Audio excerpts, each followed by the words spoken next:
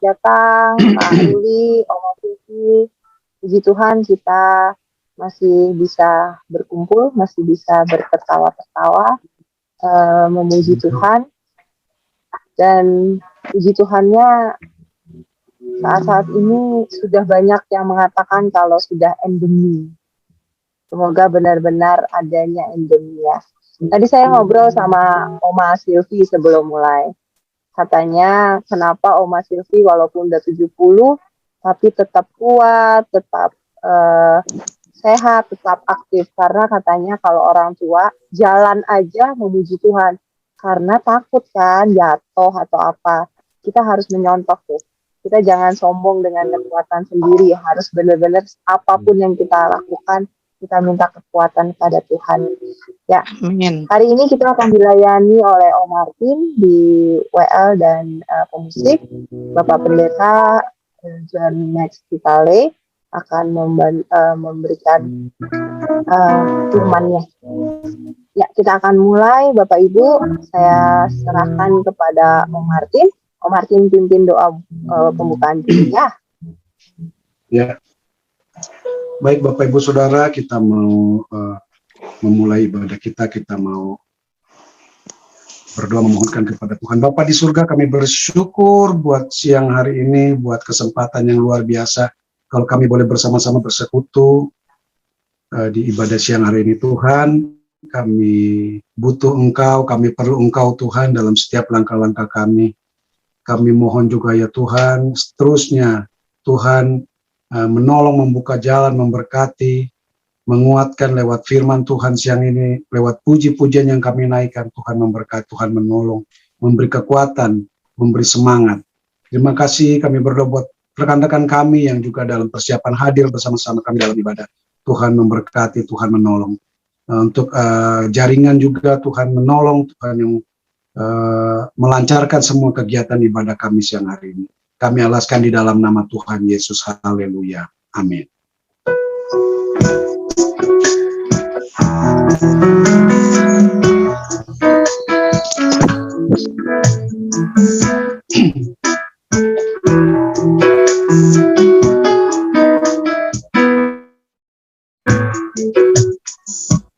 Kau Tuhan yang selamatkanku, terima kasih Yesus. Kau Tuhan yang pulihkan, terima kasih.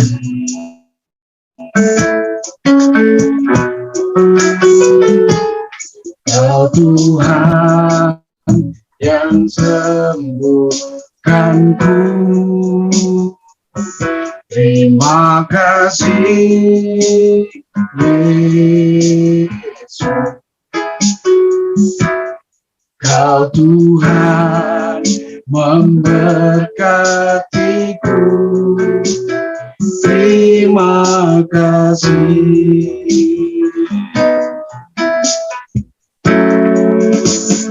Segala pujian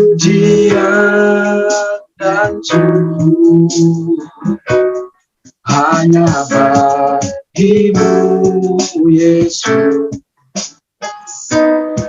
Dengan apakah ku balas kasih-Mu?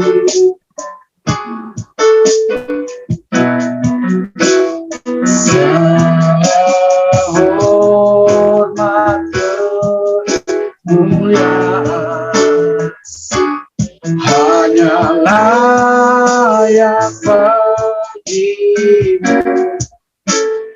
Ku sembah Yesus seumur hidupku.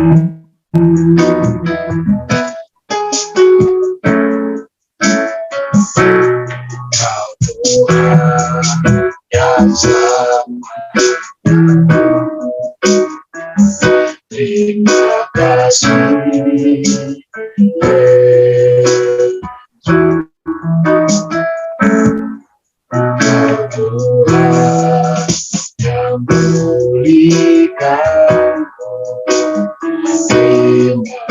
Kau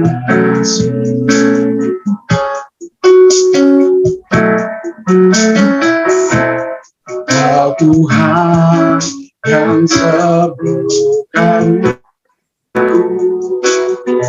Terima kasih Yesus.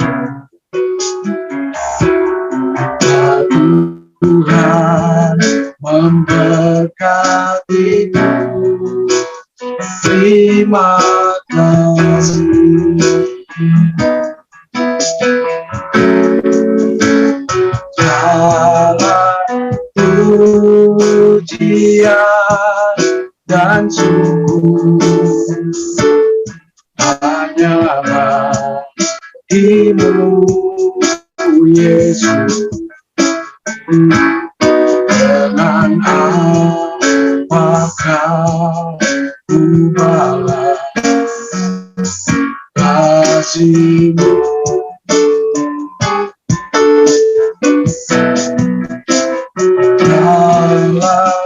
Hormat kemuliaan hanya layak bagi-Mu.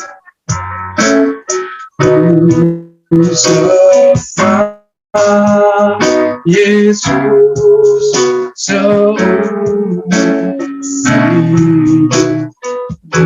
Segala pujian dan syukur, segala pujian dan syukur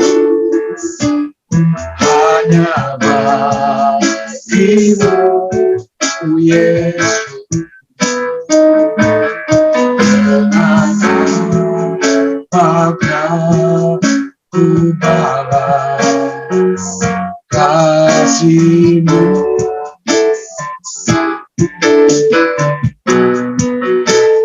Segala hormat kemuliaan hanya layak bagi-Mu.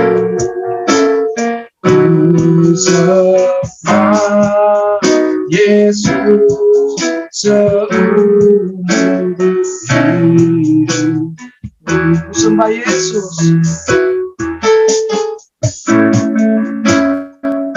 Ku sembah Yesus seumur hidup. Ku sembah Yesus. Ku sembah Yesus seumur hidupku.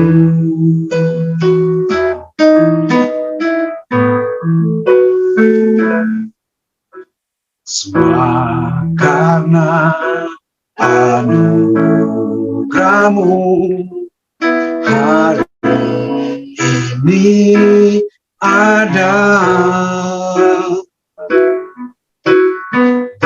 Bukan karena kuatku, namun karena Roh-Mu.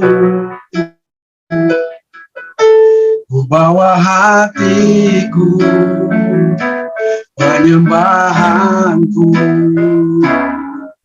ku semakin berkurang, Yesus makin bertambah.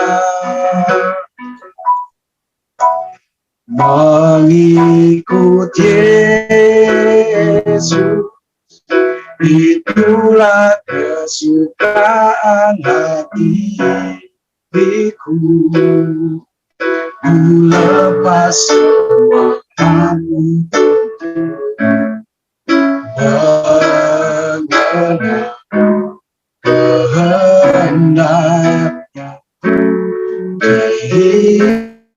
hidupku, mengiring Yesus, itulah kekuatan hidupku. Ku yakin hanya jadikan hamba yang berkenan selalu.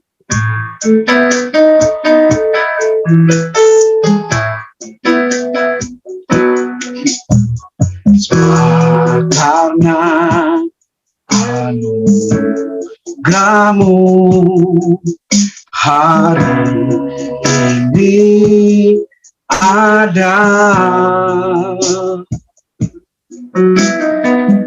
bukan karena waktu, namun karena Rohmu bawa hatiku, kedepanku semakin berkurang, Yesus makin bertambah. Mengikut Yesus, itulah kesukaan hati diriku. Ku lepas mengenal kehendak hidupku, mengiring Yesus, itulah kekuatan hidupku. Ku yakin hanya jadikan hamba dengan selalu mengikut Yesus. Mengikut Yesus, itulah kesukaan hatiku. Ku lepas semuanya, berkenan kehendak di hidupku, sendiri Yesus, itulah kekuatan hidupku. Ku yakin jadikan hamba dengan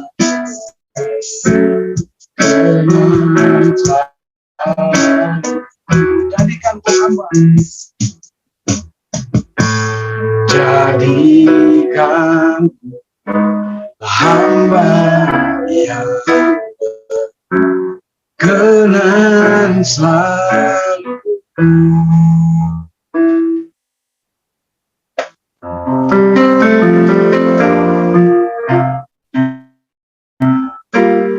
Tiada yang seperti Engkau, begitu mengasihiku. Kau Tuhan sanggup menjawab semua seru doa. Tiada yang seperti Engkau, begitu mengasihi. Kau Tuhan sanggup melawan seluruh kehidupanku. Aku percaya Tuhanku ajaib, Kau turut tangan memulihkanku. Aku percaya Tuhanku dahsyat, Kau turun tangan memberkati.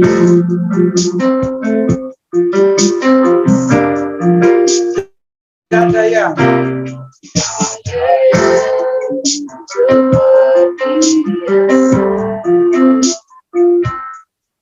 begitu mengasihi Kau Tuhan, satu menjama seluruh doa.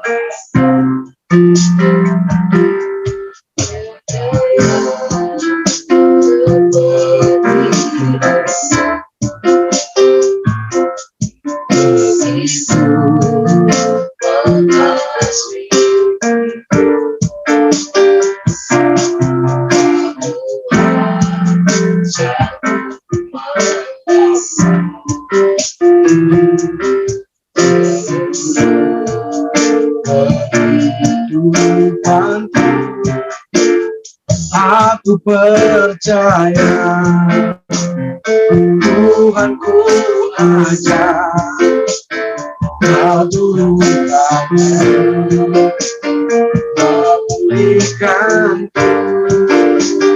Aku percaya Tuhanku dahsyat, Kau turun tangan memberkatiku. Aku percaya Tuhanku aja, Kau turun tangan memulihkanku. Oh, aku percaya Tuhanku dahsyat, Kau turun tangan memberkatiku. Kau turun tangan, Kau turun tangan memberkatiku. Kau turun tangan memberkatiku.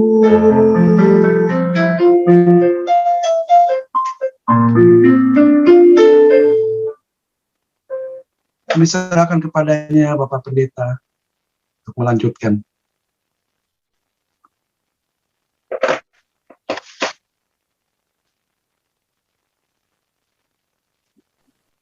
Ya, mari kita tundukkan kepala, kita akan berdoa terlebih dahulu. Bapa di sorga, biar pujian, penyembahan yang boleh kami naikkan menyukakan hati Tuhan.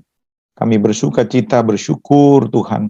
Kami ada lagi di dalam persekutuan dengan Tuhan. Kami percaya bahwa persekutuan dengan Tuhan tidak akan pernah sia-sia. Tuhan pasti memberkati orang-orang yang mencari Tuhan dengan sungguh-sungguh. Hari ini kami buka hati, kami bersedia lagi diajar, kami bersedia lagi dituntun, agar kami boleh menjadi seperti yang Tuhan mau. Urapi kami semua, urapi hamba-Mu layakkan menjadi berkat. Dalam nama Yesus kami sambut firman Tuhan, yang siap diberkati bersama-sama kita katakan, amin.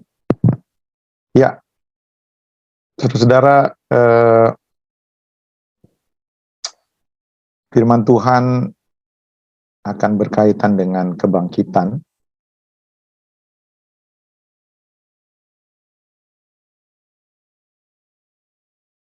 Ya, apakah saudara bisa lihat? Sudah, Pak. Oke. Ya, tema renungan pada siang hari ini, kebangkitan Kristus mengubahkan kehidupan. Ya, berkaitan dengan perayaan Paskah yang baru saja minggu ini kita rayakan. Inilah renungan yang kita akan dengar. Sebentar. Ya, saya akan bacakan buat kita semua di dalam 1 Korintus pasal yang ke-15 ayat 17 sampai 18. Dan jika Kristus tidak dibangkitkan, maka sia-sialah kepercayaan kamu dan kamu masih hidup dalam dosamu. Demikianlah binasa juga orang-orang yang mati dalam Kristus.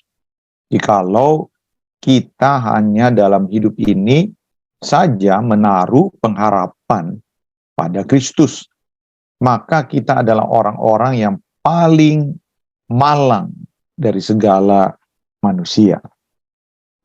Kematian Yesus itu menggoncangkan banyak iman pengikutnya. Itu adalah fakta, bukan hoax. Jadi, saudara-saudara, patut diingat kematian Yesus itu menggoncangkan murid-murid. Menggoncangkan semua orang-orang yang percaya pada Yesus pada waktu itu. Ya, beberapa bukti kita tahu ya, saudara-saudara. Misalnya cerita tentang murid-murid yang melarikan diri, murid-murid yang mulai ngumpet, seperti itu. Lalu ada cerita tentang perjalanan 2 orang murid yang lain di luar 12 rasul yang berjalan menuju ke Emmaus. Kita tahu dari situ mereka semua tergoncang. Bagaimana tidak tergoncang, saudara-saudara?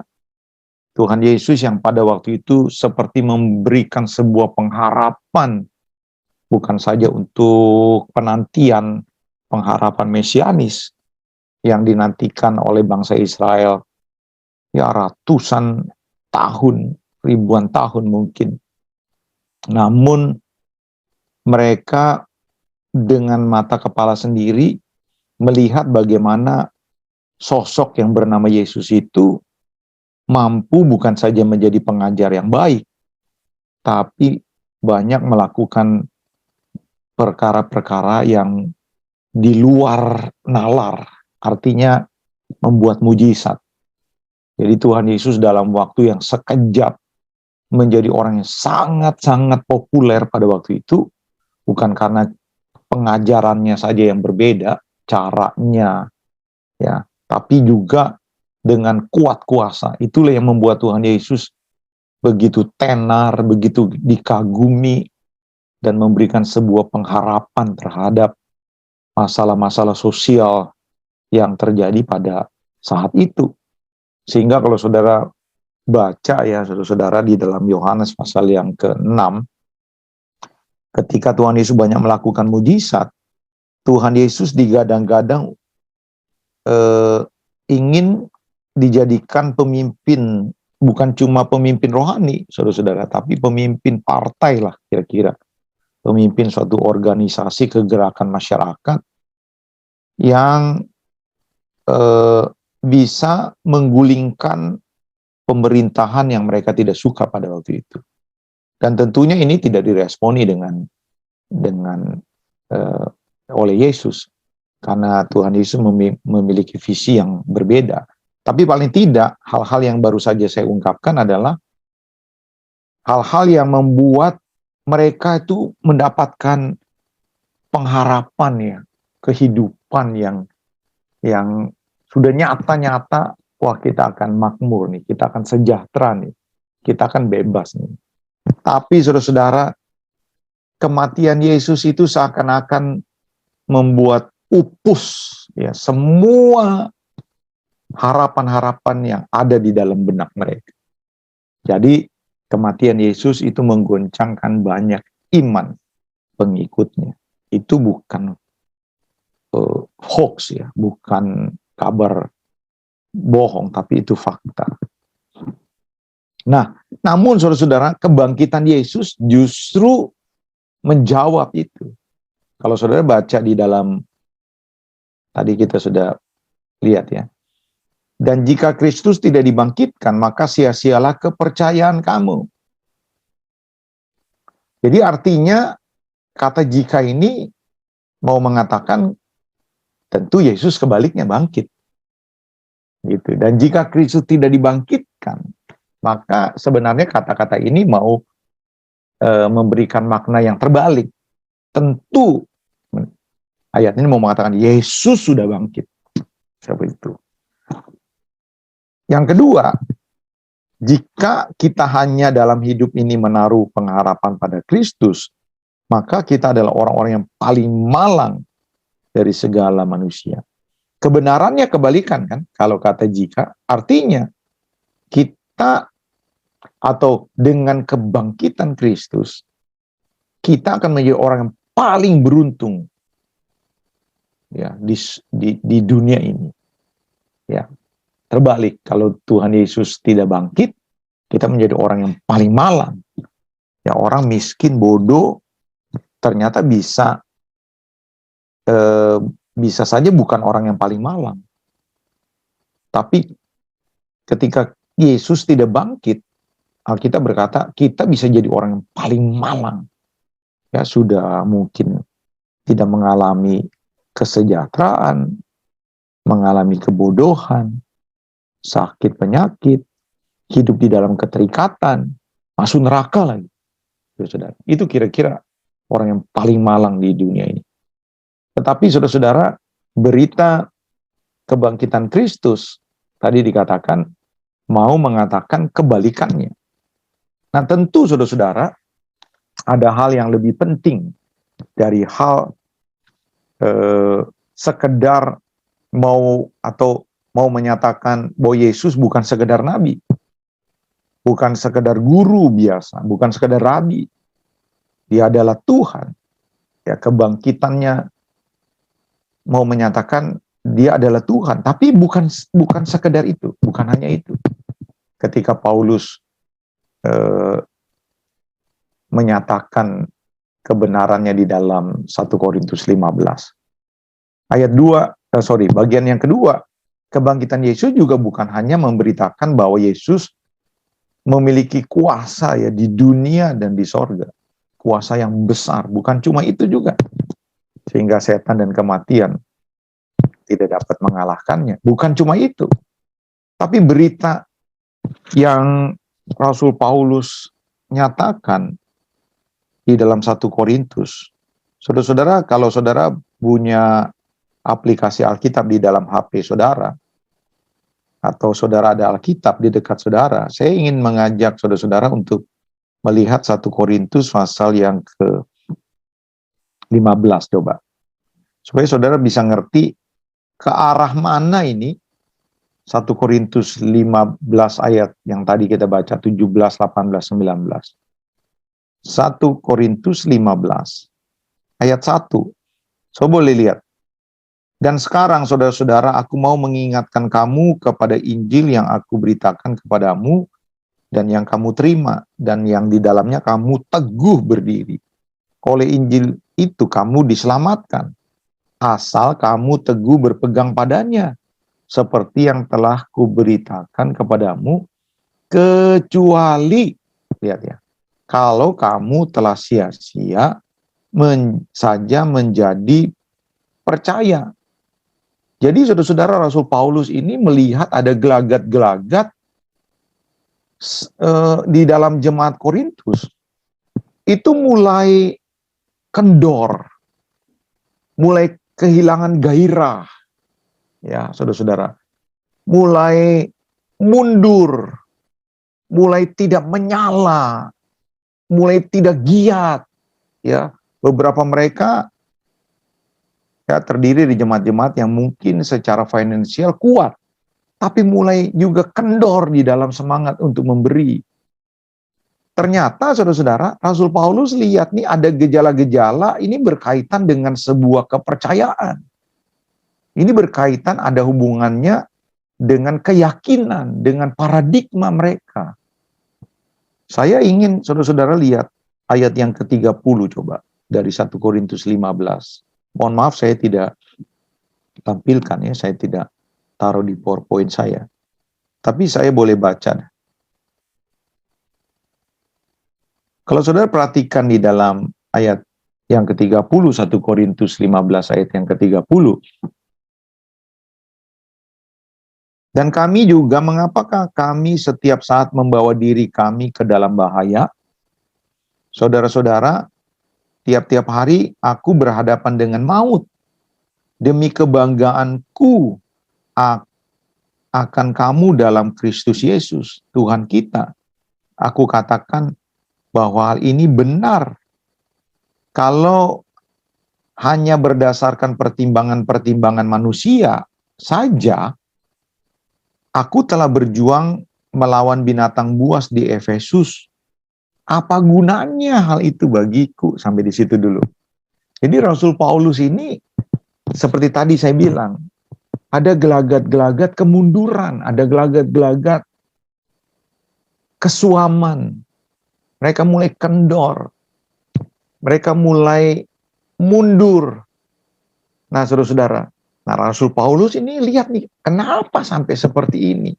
Oh, rupa-rupanya Rasul Paulus, ya saudara-saudara, mulai menduga, ya saya percaya ini pencerahan dari Tuhan, bahwa ada di antara mereka yang imannya mulai goyah, saudara-saudara.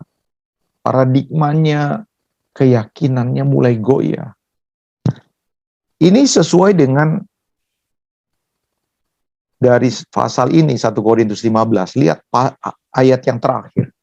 Ini ayat yang terkenal sekali, sering keluar dalam doa-doa atau statement-statement kita, ya, di dalam pelayanan.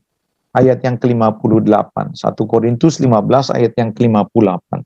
Dikatakan gini, karena itu saudara-saudaraku yang kekasih, berdirilah teguh. Jadi ada beberapa mereka yang goyah. Jangan goyah. Dan giatlah selalu dalam pekerjaan Tuhan. Beberapa mereka mulai tinggalin pelayanan, mulai tinggalin doa, mulai kurang mau perhatian, kurang mau memberi.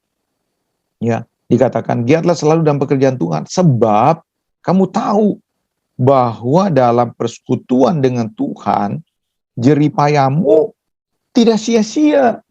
Jadi Rasul Paulus mau ngomong, ayo giat, ayo semangat, ayo menyala-nyala, ayo tetap berkorban, ayo tetap memberi, ayo tetap mau belajar mengampuni.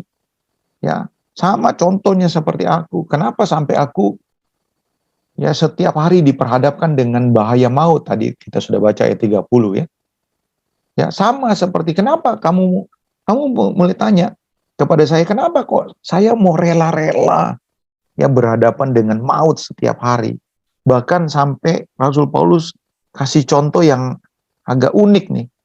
Dikatakan, kalau dalam pertimbangan-pertimbangan manusia, sampai aku berhadapan dengan binatang buas di Efesus, apa gunanya coba? Saudara-saudara, waktu Rasul Paulus ada di dalam penjara, tentu ada saudara-saudaranya yang ngenyain dia. Berkata, Paul, ngapain lu jadi Kristen?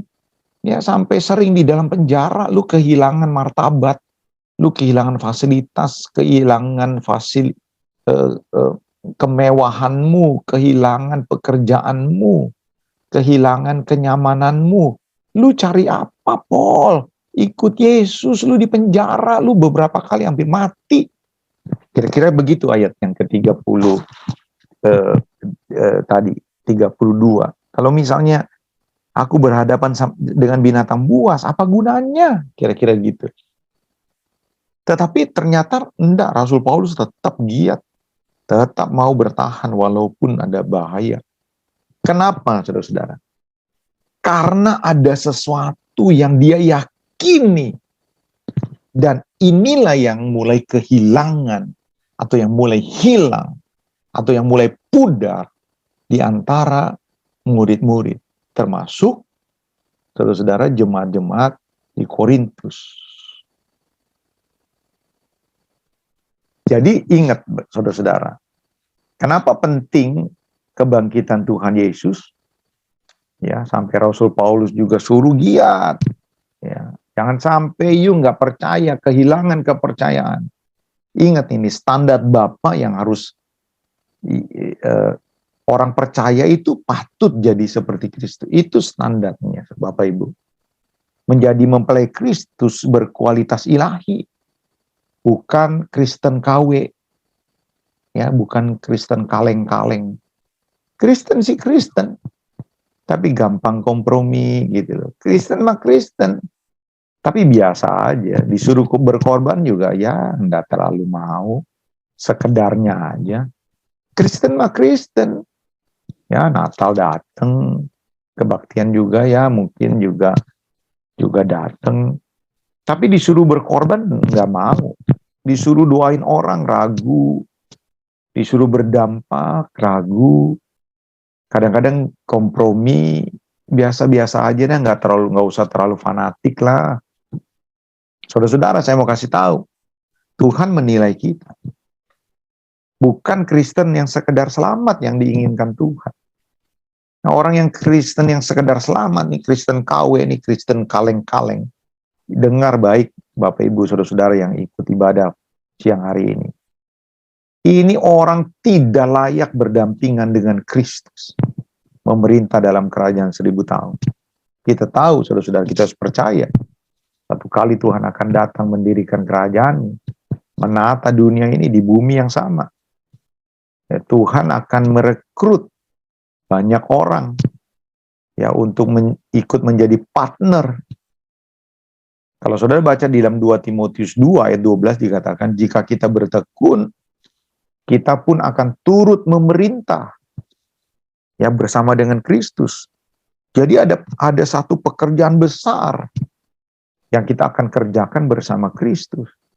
Makanya saudara-saudara, kalau saudara menafsir Matius 25, itu bukan cuma sekedar yang sekarang jadi dipromosikan untuk dapat sesuatu yang lebih besar.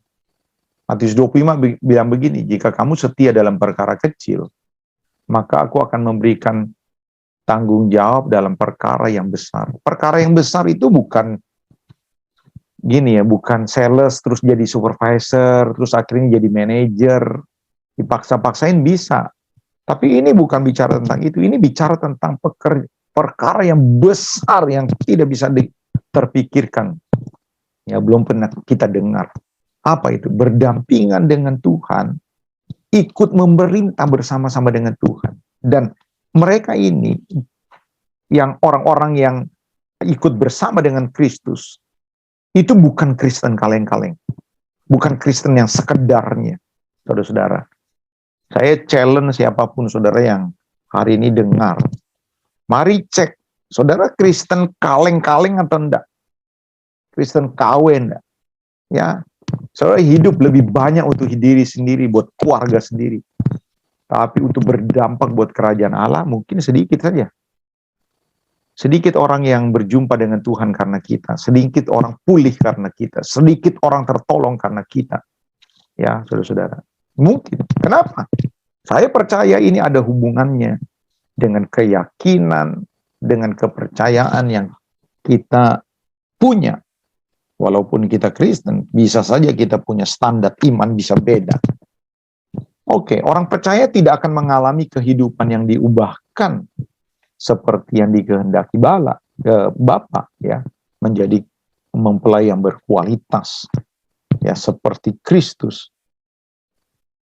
Sampai dia hidup sebagai seorang militan. Ya, militan ini telah mengalami makna peyoratif ya kalau di bahasa Indonesia, pelajaran bahasa Indonesia itu penurunan makna. Padahal arti sebenarnya itu bagus. Militan itu artinya itu dia memiliki semangat yang tinggi. Militan itu berkemauan keras. Kalau udah mau, kalau udah ada keinginannya, dia akan lakukan itu. Itu militan. Militan itu penuh kegairahan.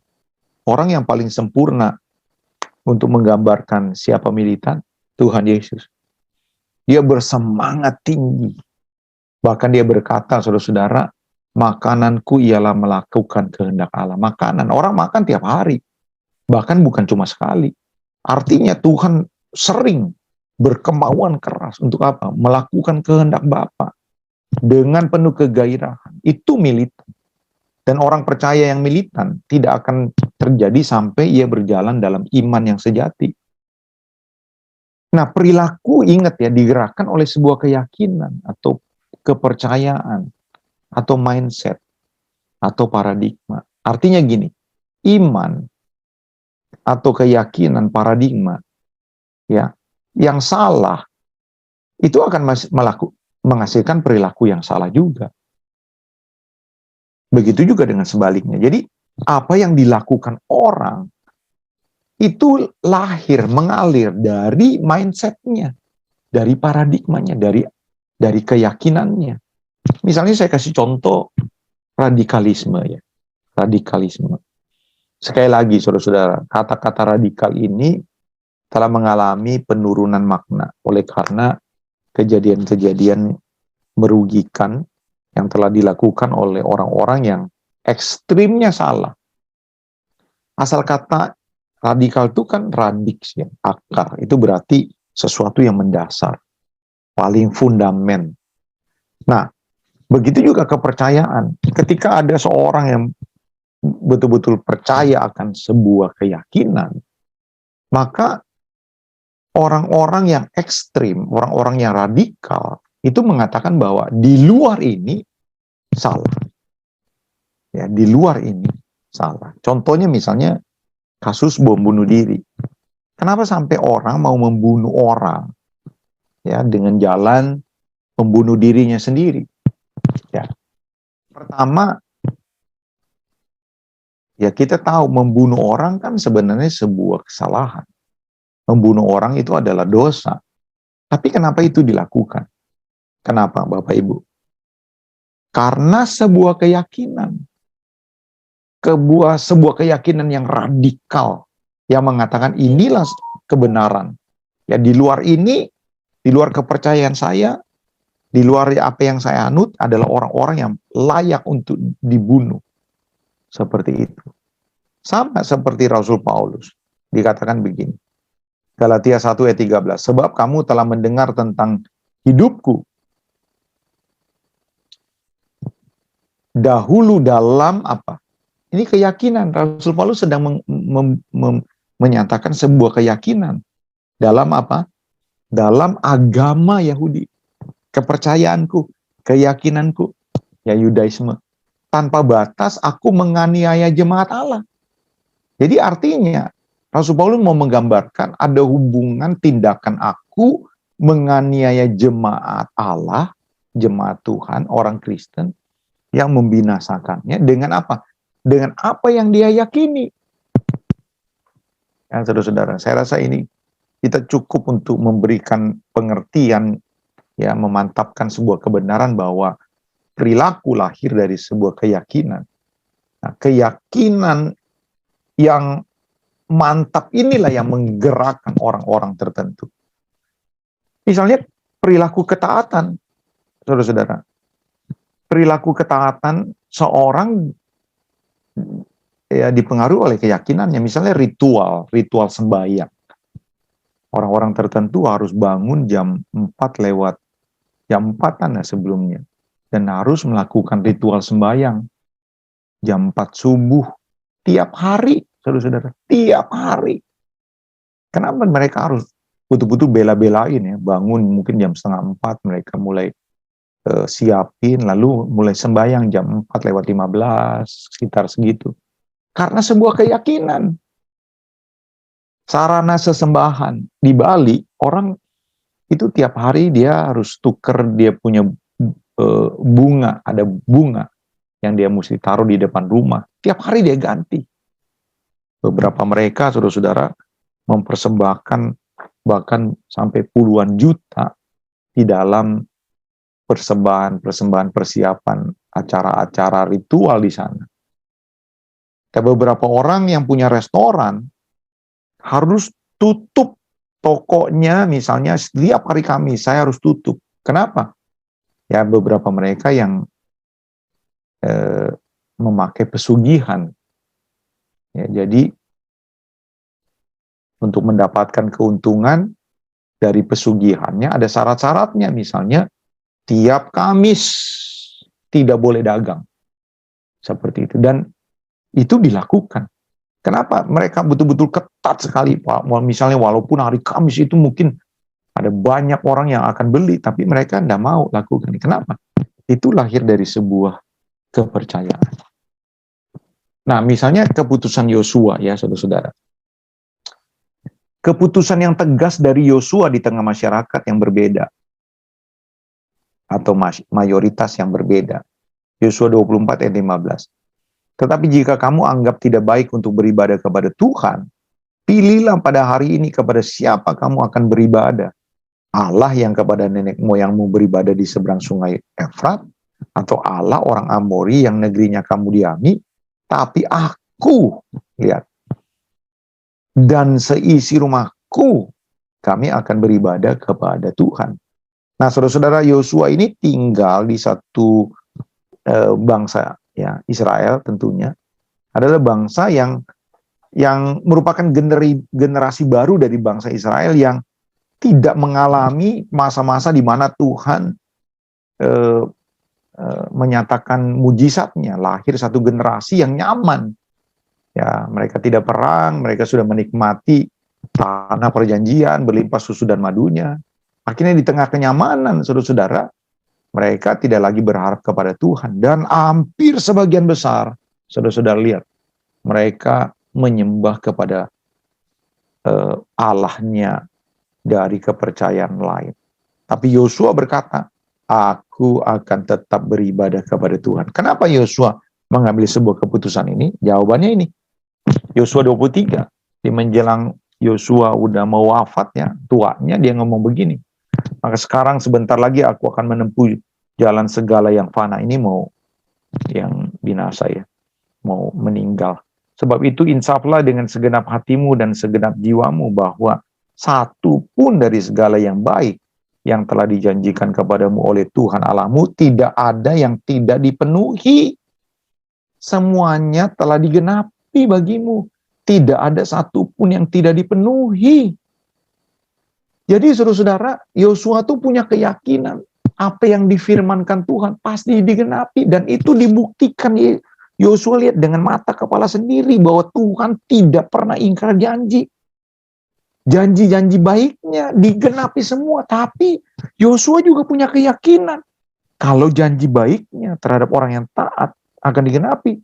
Tapi sekaligus juga Yosua punya keyakinan ketika Tuhan melarang untuk berbuat dosa karena ada satu hukuman, Yosua juga percaya. Jadi ketika bangsa Israel melakukan apa yang jahat, Yosua menasihati, yuk hati-hati loh. Janji Tuhan akan digenapi. Makanya Yosua 23 ayat 15 dikatakan begini. Tapi seperti yang telah datang atas kamu segala yang baik yang telah dijanjikan kepadamu oleh Tuhan Allahmu, demikianlah Tuhan akan mendatangkan atasmu segala yang tidak baik, sampai ia telah memusnahkan kamu dari tanah yang baik yang diberikan kepadamu oleh Tuhan Allahmu. Kenapa Yosua tetap melakukan kehendak Tuhan di tengah-tengah mayoritas yang tidak sama dengan dia?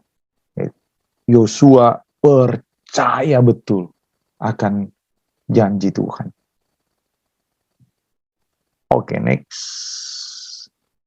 Lihat ya, ini kebenaran bahwa perilaku itu lahir dari iman, dari kepercayaan, dari dalam. Jika sesuatu pohon kamu katakan baik, maka baik pula buahnya. Jikalau suatu pohon kamu katakan tidak baik, maka tidak baik pula buahnya. Sebab dari buahnya pohon itu dikenal. Hai kamu keturunan ular beludak, bagaimana kamu dapat mengucapkan hal yang baik, sedangkan kamu sendiri jahat? Yesus, lihat. Karena yang diucapkan mulut meluap dari hati, ya munafik kalian, katanya. Matius 12 ayat 35, orang yang baik mengeluarkan hal yang baik dari perbendaharaan yang baik, dan orang yang jahat mengeluarkan hal yang jahat dari perbendaharaan yang jahat. Dari apa? Dari dalam, dari kepercayaannya. Jadi saudara-saudara, saya simpulkan sebelum kita tutup.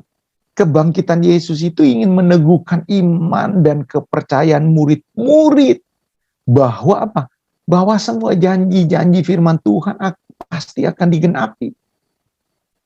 Nah, Tuhan beberapa kali ngomong begini, anak manusia satu kali akan dibunuh oleh orang-orang berdosa. Tapi Jangan goncang hatimu ya. Pada hari yang ketiga aku akan bangkit. Itu lebih dari 3 kali, saudara-saudara. Tuhan ngomong begitu sama murid-muridnya. Tapi ternyata, saudara-saudara, waktu Tuhan Yesus mati, murid-muridnya goncang. Makanya, saudara-saudara, ketika Tuhan bangkit, dia tidak langsung naik ke sorga. Dia sengaja delay, saudara-saudara, sampai 40 hari. Ngapain? Menampakkan diri. Mau ngapain menampakkan diri? Mau kasih tahu, lihat nih aku bangkit.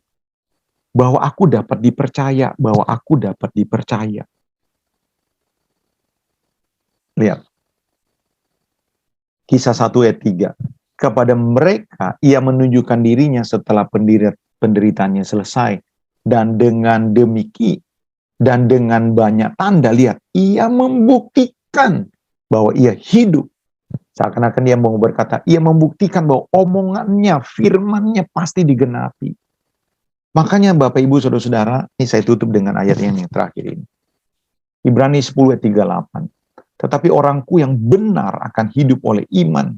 Dan apabila ia mengundurkan diri, maka aku tidak berkenan kepadanya. Namun aku hidup, tapi bukan lagi aku sendiri yang hidup, melainkan Kristus yang hidup di dalam aku.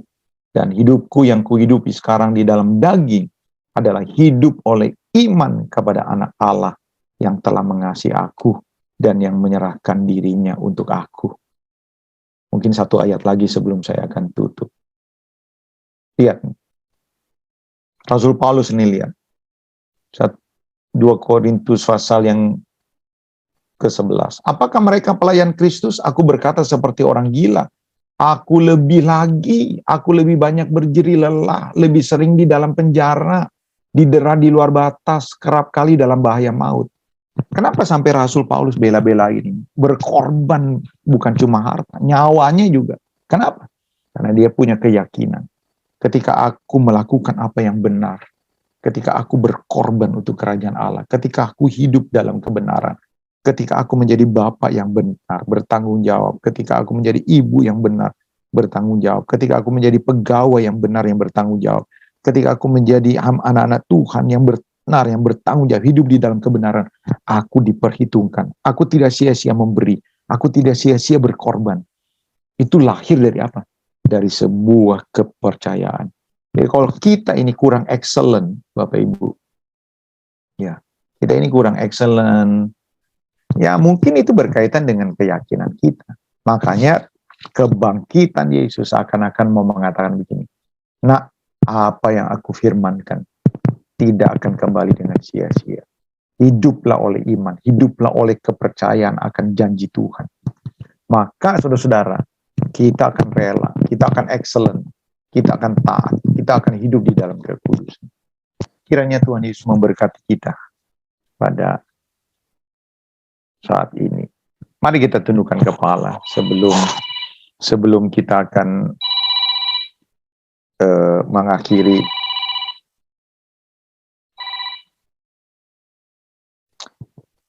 Ya, Bapak Ibu, mari kita tundukkan kepala. Bapa di sorga, dalam nama Yesus, terima kasih buat anugerah-Mu, buat kesempatan kami dengar firman-Mu, dan terutama Tuhan, kami bersyukur Tuhan, Engkau Allah yang luar biasa. Apa yang Kau firmankan pasti akan digenapi. Kebangkitan-Mu Tuhan, nyata, mau menunjukkan bahwa segala sesuatu yang Kau firmankan pasti digenapi. Itu sebabnya Tuhan, ajar kami dalam waktu yang sisa ini Tuhan, selagi sehat, selagi masih kerja, selagi masih mampu, kami mau melakukan apa yang terbaik. Kami mau hidup dalam kebenaran. Kami mau berdampak buat banyak orang. Terima kasih Bapa. Tuhan, sekarang Tuhan, berikan pendampingan terus, agar kami boleh berjalan seperti yang Tuhan mau. Dalam nama Yesus kami berdoa. Amin. Saya serahkan kepada host. Terima kasih Pak Pendeta untuk firman-Nya. Kita sebagai prajurit-prajurit rasul-rasulnya Tuhan akan terus berusaha ya Pak di dunia yang seperti ini. Jangan patah semangat. Terima kasih untuk kehadiran Bapak Ibu sekalian. Saya sudah kasih pokok doa ya Pak. Saya cuma mau ngasih sedikit buat teman-teman yang selalu mendoakan. Lagian update dari doa-doa kita. Sebelum kita menutup kebaktian ini, saya ucapkan terima kasih lagi untuk Pak Pendeta, Pak. Tuhan berkati pelayanan Bapak, keluarga Bapak. Om Martin, terima kasih. Diberkati keluarganya, pelayanannya. Bapak Ibu semua yang hadir, terima kasih. Kiranya Engkau memberkati aku berlimpah-limpah dan memperluas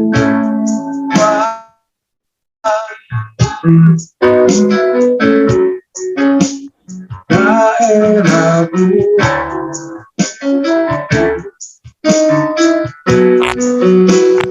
dan kiranya tanganmu menyertai aku dan melindungi aku.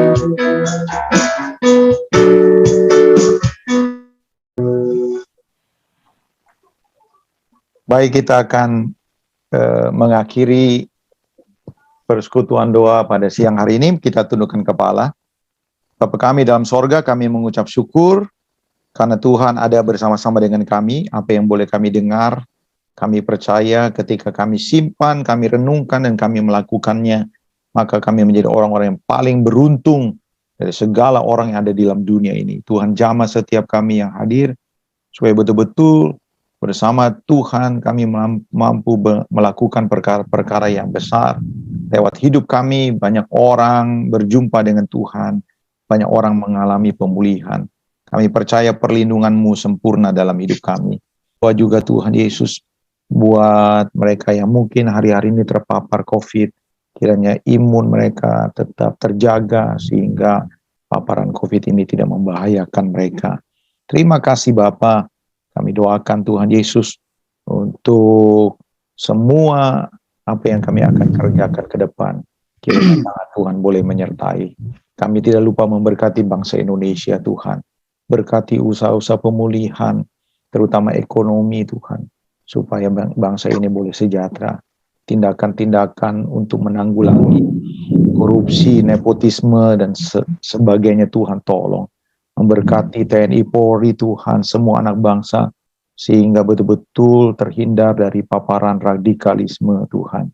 Terima kasih Tuhan Yesus. Sebentar kami akan melanjutkan aktivitas kami di dalam sisa waktu siang hari ini sampai malam nanti. Kami mohon anugerah dan berkat Tuhan menyertai. Bapak Ibu Saudara-saudara, angkatlah tanganmu, pandanglah kepada Tuhan. Ibadah sudah selesai, terimalah dengan sukacita berkat yang melimpah-limpah yang datang dari Bapa di sorga.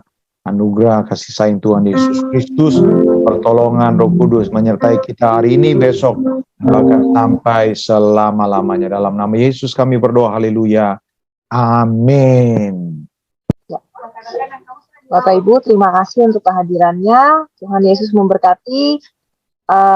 Yang ada kita foto dulu.